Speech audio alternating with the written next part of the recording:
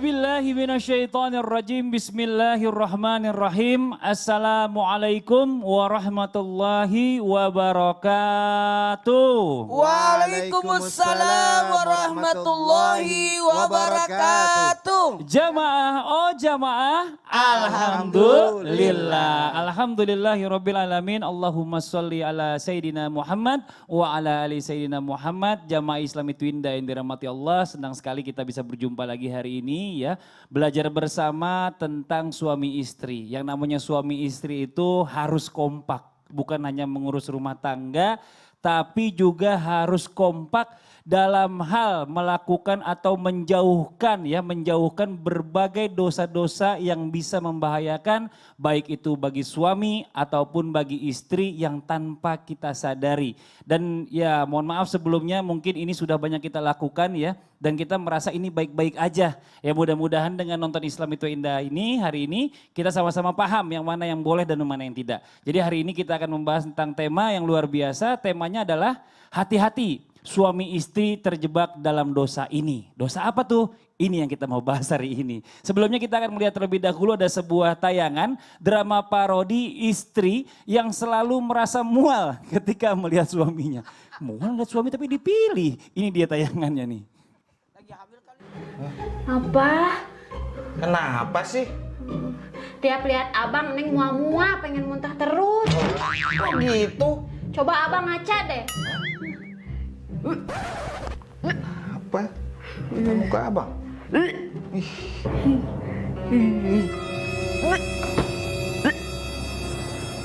Bruh.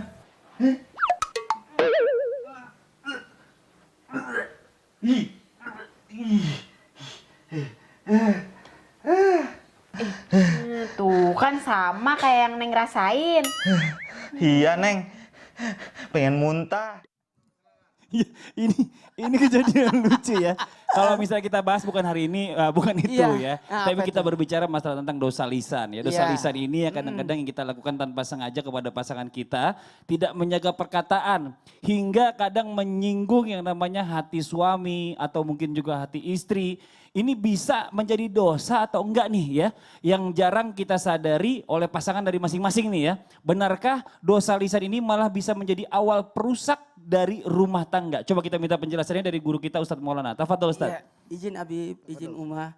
Bismillahirrahmanirrahim. Assalamualaikum warahmatullahi wabarakatuh. Waalaikumsalam warahmatullahi wabarakatuh. Jamaah. Yeay. Oh jamaah. Yeay. Alhamdulillah. Alhamdulillah rabbil alamin. Allahumma shalli ala sayyidina Muhammad wa ala sayyidina Muhammad. Man kana yu'minu wal yaumil akhir falyaqul auliyasmut, berkata baik, kalau tidak bisa lebih baik diam. Hati-hati, di mulut itu adalah ibaratnya isi hati seseorang akan terdengar, akan ketahuan lewat ucapan yang keluar dari mulutnya. Hati Allah yang awasi, tapi mulut diawasi para malaikat, akan dicatat. Mungkin ketika di hati kita nggak terlalu suka, itu nggak tercatat. Tapi ketika dilampiaskan lewat ucapan akan jadi catatan. Nah, hati-hati nih, jikalau suami istri awal terbukanya dosa yang membahayakan rumah tangga, salah satunya adalah dosa lisan. Kenapa? Ketika ini ada 3 kan tidak boleh ini menyakiti, melukai dan mengambil hak seseorang. Melukai tubuhnya, menyakiti perasaannya. Yang dikhawatirkan ketika kata-kata itu keluar dari mulut dari seseorang baik itu suami maupun istri, itu sangat membahayakan rumah tangga. Kalau laki-laki bisa terjadi talak. Sekali lagi nauzubillah. Jadi talak 1 apabila suami menyakiti hati istrinya. Jadi pukulan itu bukan pukulan tangan tapi pukulan kata-kata. Jangan sampai kata-kata kita yang terucap itu keluar kata-kata yang menyakiti hati perasaan istri sehingga lebih sakit dibanding dipukul. Apa itu? Ejekan, ledekan, sesuatu yang tidak menyenangkan. Jangan panggil istri atau panggil seseorang dengan panggilan yang mereka tidak sukai. Nah, kepada orang lain pun tidak boleh, apalagi terhadap pasangan. Hati-hati loh. Berbohong saking hebatnya nih. Berbohong yang diperbolehkan untuk kemesraan rumah tangga. Oh enak sekali, padahal nggak enak. Karena kenapa? Jujur pada tempatnya. Sekali lagi jujur pada tempatnya. Nah yang lebih parah lagi kalau istri ini yang melakukannya. Kalau suami tadi bisa menyebabkan talak. Kalau istri bisa menyebabkan yang terjadinya namanya nuzuz. Bahkan kata Nabi yang paling banyak di neraka adalah wanita. Disebabkan menyakiti hati suaminya lewat lidahnya. Lisannya hati-hati. Istri nih lagi nonton nih. Cobalah ya hargailah suami, kata-katanya jangan terlalu besar, hati-hati tidak boleh suara wanita lebih besar daripada suara suami. Kecuali kalau pakai mic ya. Kecuali kalau pakai mic, nggak mungkin lah pasti suara mic itu lebih besar. Atau maaf saya pinjam kata-kata ini, mungkin suaminya agak kurang pendengaran sehingga istri harus berteriak di depan suami. Namun ekspresinya tetap sopan. Kakak. Contoh. Kakak. Jadi ekspresinya tetap kakak. Cuma besar. Agak susah ya. Ya, yang cocok praktekan ini istrinya Habib sih. Kartika Putri. Kartika. Anda gak ikut-ikutan? Iya. Lagi nonton ya. Lagi nonton. Ya kalau itu bisa praktekan kan ya. Mbak Kartika luar biasa. Nah seperti ini, mohon maaf. Jadi ada memang perawatakannya seperti itu. Kayak orang di Makassar kan, suku saya kan agak besar suaranya. Kan tinggalnya di pinggir laut. Jadi pasti melawan ombak, berteriak-teriak. Ya artinya kita, sukunya. Pernah datang loh, tim Islam itu datang, itu orang bertengkar di samping. Enggak, dia lagi ngobrol. Iya benar. Ada saya waktu itu ya. Penyebab masuknya banyak neraka wanita disebabkan karena mulutnya, pakaiannya, dan mohon maaf tidak ada rasa syukur. Terakhir, hati-hati, mungkin suami istri masih bisa menerima dan memahami. Yang paling bahaya kalau ada keluarga di sekitarnya yang tidak bisa menerima kalau suami ataupun istri atau pasangannya itu berkata kasar atau menyebabkan kata-kata yang melukai perasaan. Mungkin kita bisa maafkan, tapi bagaimana dengan keluarga kita? Belum tentu bisa menerima. Maka bisa jadi terjadinya putus silaturahmi. Nauzubillah min zalik. Tapi yang jelas ini ya buat jamaah yang ada di rumah nih, yang namanya pukulan itu nggak selalu dari tangan ya. Atau mungkin tendangan itu nggak selalu dari kaki. Ya. Tapi itu bisa dilakukan dengan kata-kata. Nah ini yang membuat jadi dosa satu sama lain antara suami dan istri. Itu jadi catatan dari Ustadz Maulana luar biasa nih Masya Allah. Nah sekarang lanjut lagi nih, katanya ada dosa selanjutnya ya. Yang seiring terjadi dalam rumah tangga. Tapi kadang-kadang nih suami atau istri ini jarang menyadari. Yaitu ya kadang-kadang kita bicara masa terbuka sama sahabat tuh biasa. Tapi kadang-kadang terbukanya itu kelewatan ya. Cerita mengenai nafkah batin. Dan katanya ini adalah seburuk-buruk manusia di hari kiamat nanti. Nah kita minta penjelasan dari guru kita yang berikutnya nih. Ini Dari ceritanya vulgar nih. Iya vulgar nih, ngomongnya vulgar. Mungkin ada kekurangan suaminya atau bagaimana gitu ya kan. Dari Habib Usman, tafadhol Bib, silakan. Assalamualaikum warahmatullahi wabarakatuh. Waalaikumsalam warahmatullahi wabarakatuh. Alhamdulillahil wahidil ahad. Alladzi lam yalid wa lam yulad wa lam yakul lahu kufuwan ahad.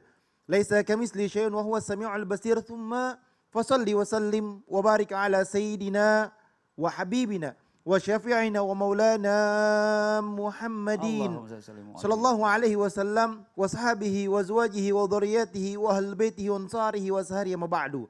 Segala puji bagi Allah Subhanahu wa taala yang telah memberikan kita nikmat iman, nikmat sehat walafiat sehingga kita bisa menyaksikan Islam itu indah. Semoga penonton di rumah mendapatkan keberkahan dan keridhaan Allah Subhanahu wa taala sehingga bisa memahami apa yang disampaikan oleh guru-guru kita, insya Allah untuk diri kita, untuk keluarga kita, suami kita, istri kita, dan anak-anak kita, insya Allah mendapatkan ilmu yang bermanfaat dan bisa diamalkan untuk mereka semua. Amin, amin, ya Rabbal Alamin. Bismillahirrahmanirrahim.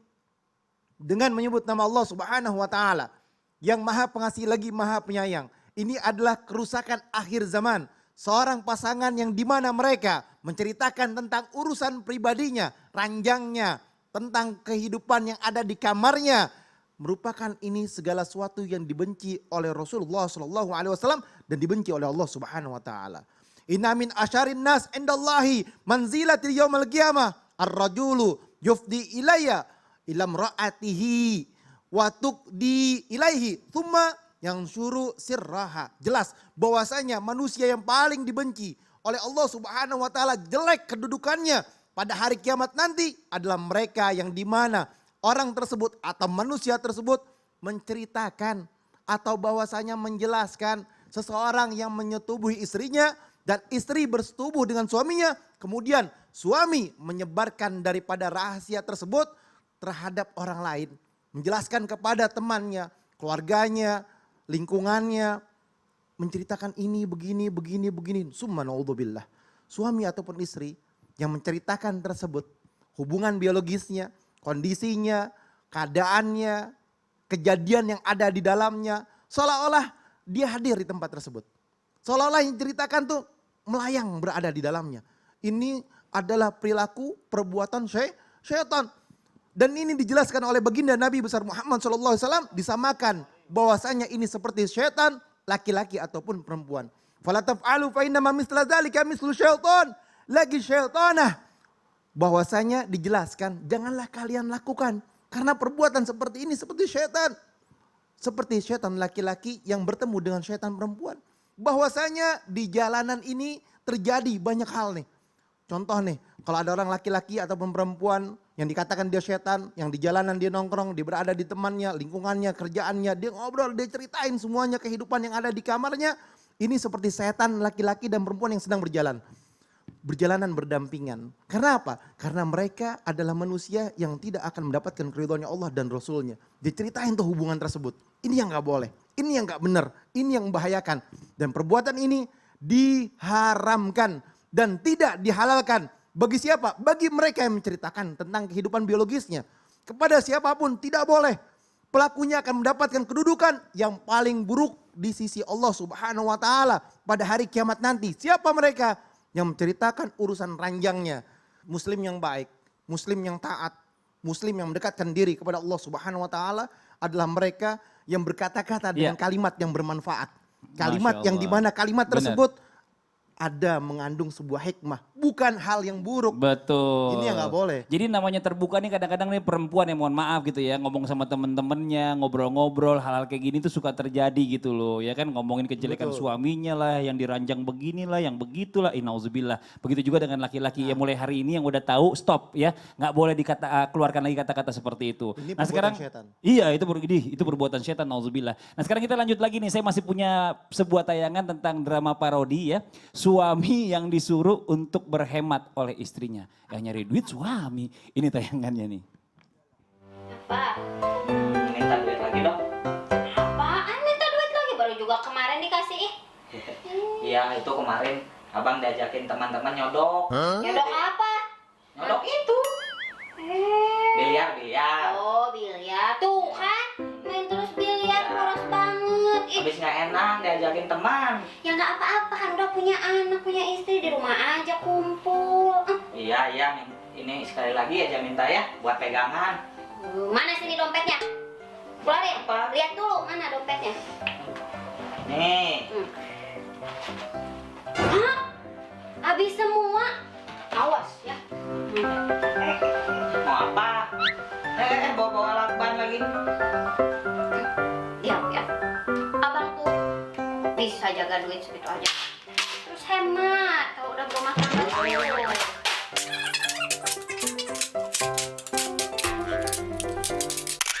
Tapi kita bicara masalah yang berikutnya adalah yang harus diwaspadai ya dan bahkan dijauhkan dari suami istri adalah sifat boros. Nah tapi kadang-kadang nih bagaimana jika mungkin suami ini ya lebih boros kepada keluarganya, mungkin adiknya, orang tuanya gitu dibandingkan kepada keluarganya istri dan mertuanya. Ini kadang-kadang kan bikin istrinya cemburu. Bagaimana nih penjelasannya Mbak Nijen Umar, tafadhal. Baik, terima kasih Mas Fadli. Assalamualaikum warahmatullahi wabarakatuh. Waalaikumsalam warahmatullahi wabarakatuh. Allahumma sholli ala sayyidina Muhammad wa ala alihi wa sahbihi ajma'in.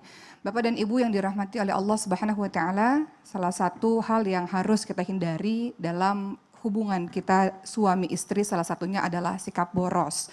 Boros tentu saja di dalam Islam sesuatu yang terlarang. Sebagaimana Allah Subhanahu wa taala ingatkan bahwa inna mubadzirina kanu ikhwana syayatin. Bahwa sikap boros tersebut adalah sikap yang membuat kita mendekat daripada syaitan atau membuat kita jadi mengikuti sifat-sifat syaitan. atau kita menjadi teman-temannya syaitan. Maka itu sebabnya kenapa sikap boros itu dilarang di dalam agama Islam.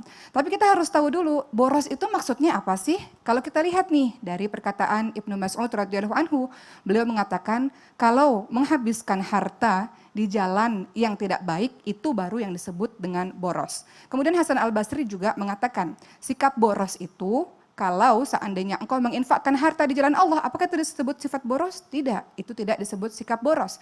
Jadi kalau kita mengatakan boros itu apa sih? Boros bukan berdasarkan dari banyaknya jumlah harta yang kita keluarkan, melainkan banyaknya manfaat atau tidak ada manfaat. Itu yang disebut dengan boros. Contoh, seandainya teman-teman memiliki uang Rp5.000 dan kemudian membeli rokok, maka itu disebut boros. Tapi teman-teman memiliki uang Rp500.000, kemudian teman-teman membeli buku yang bermanfaat, itu tidak bisa disebut dengan boros. Jadi yang pertama kita harus memahami dulu apa yang dimaksud dengan boros itu sendiri.